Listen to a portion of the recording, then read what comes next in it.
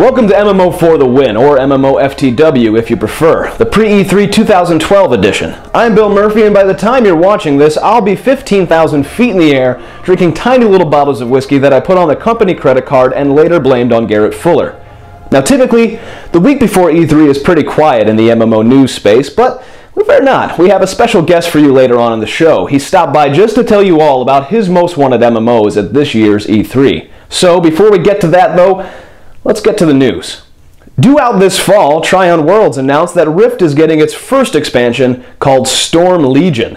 With new souls, new zones that drastically increase the landmass of Telara, the long-desired capes, a whole bunch more new stories, instant adventure across every level in the game, 10 more levels bringing the cap to 60, and whole lots more on top of that. Well, we'll be getting our first look at Storm Legion at E3, so check back later in the week for more coverage.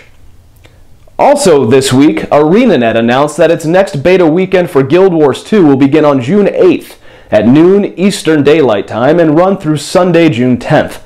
Characters from the last event will carry over, and it should be a true test of whether or not ArenaNet's server tweaks have ironed out the issues we saw last time around. Hi-Rez Studios, the creators of Global Agenda and Tribes Ascend, launched their closed beta for their third-person MOBA, or multiplayer online battle arena, Smite, back on May 31st. Taking the established mechanics of games like League of Legends and Heroes of Newerth and putting them into something more like an MMO in terms of combat and controls, Hi-Rez has essentially created a game that's going to dominate our streams on Twitch TV for some time. A $20 pre-purchase at smitegame.com will get you into the beta, or you can wait patiently until we have some keys to give you all on MMORPG.com. Hopefully it won't be too much longer before we can dish it out. It really is a fun game, so look forward to that. That does it for the major news this week, though, so let's check in on what the community has been buzzing about. Big surprise, giant shocker, I couldn't have guessed it. It's zombies. You see, there's a game called DayZ, or rather it's a total conversion mod for the military FPS Arma 2. Has everybody talking. It's a massive open world. We're hosting dozens of players per server, where players are tasked with surviving the zombie apocalypse. But here's the kicker. Your character dies and then he stays dead. It's permadeath. You have to re-roll. The average player's lifespan right now is about 28 minutes. 28 minutes, and then you have to start a new character. So it sort of adds to the urgency.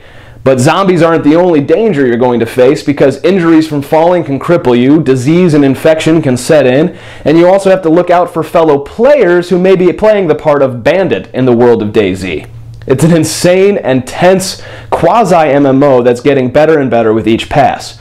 For that matter, it's actually tops of the charts on Steam, which a game that's a few years old like Arma 2 topping the charts on Steam kind of tells you just how good this mod is and how much it's capturing our imaginations. It's sure to be one of those mods that becomes a game all of its own. Anybody remember what happened with Dota, the original? Anyway, head over to dayzmod.com to check it out. Next up, we have a very special treat for you.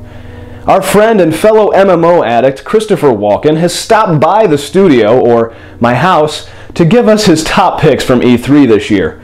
Mr. Walken, please, take it away. Thank you, guy whose name I do not know. Yeah, so, E3, games, my boo once. Let's go. Number 1, Defiance. It's a show, it's a game, it's got guns, it's got aliens. Do want. Number 2, Elder Scrolls Online. Skyrim was neat. This isn't Skyrim. Maybe it won't suck. Do want. Number 3, Neverwinter. Dungeons and Dragons. Wow. Tieflings are kind of sexy. Do want. Number 4, PlanetSide 2. More guns. Ships that explode. Lots of shooting people. I do want. Number 5, Lord of the Rings, Riders of Rohan, Frodo, Samwise, horses, Gandalf, do want. That's what I, Christopher Walken, want to see from E3 this year. Back to you, guy with glasses. Wow, hey, bye. Thank you so much, Mr. Walken, for taking the time out of your busy schedule to appear here with us today. That does it for this week, folks. Remember to follow us on all the various social networks. That's Twitter, Facebook, Twitch, and YouTube at MMORPG.com. You can also follow me on Twitter at thebillmurphy.com. It's like the Oprah, only I'm not as pretty. Next week, it'll be all about the Best of E3 awards, so start putting in your guesses on what we'll pick right now.